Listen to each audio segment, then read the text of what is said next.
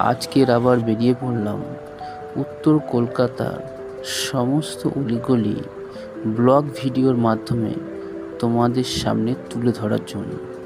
তবে হ্যাঁ, আজকের আমি কোনো নির্দিষ্ট জায়গাকে ভিডিও করার জন্য বেছে নিইনি।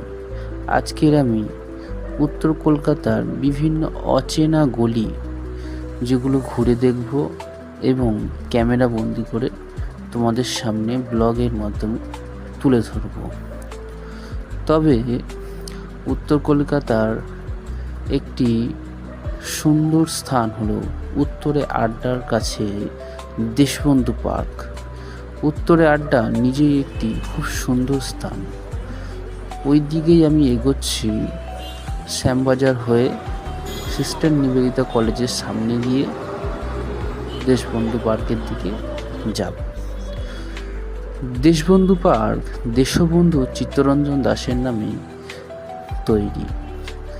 উত্তর কলকাতায় এমন অনেক স্কুল রয়েছে যা দেশবন্ধু চিত্তরঞ্জন দাসের নামে রয়েছে, ঠিক তেমনই এই পার্কটিও দেশবন্ধু চিত্তরঞ্জন দাসের নামে তৈরি।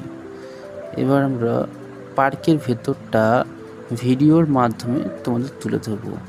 পার্কটি একটা বিশাল এরিয়া নিয়ে তৈরি। পার্কের ভেতরে দুটো বিশাল বিশাল মাঠ রয়েছে এবং টেনিস কোর্ট রয়েছে, সুইমিং পুল রয়েছে, জিম রয়েছে। সকালে করে আশেপাশের অনেক মানুষ এখানে মর্নিং ওয়াকে আসে। উত্তর কলকাতার গলিগুলো না খুব সরু হয়। আমি ভিডিও শেষে একটা গলিকে ভিডিওর মাধ্যমে তুলে ধরবো। গলিটা খুব বেশি হলে 1.5 ফুট, তার থেকে একটু কমই চওড়া হবে। ভিডিওতে ঠিক যতটা চওড়া মনে হচ্ছে গলিটা ঠিক ততটা চওড়া নয়।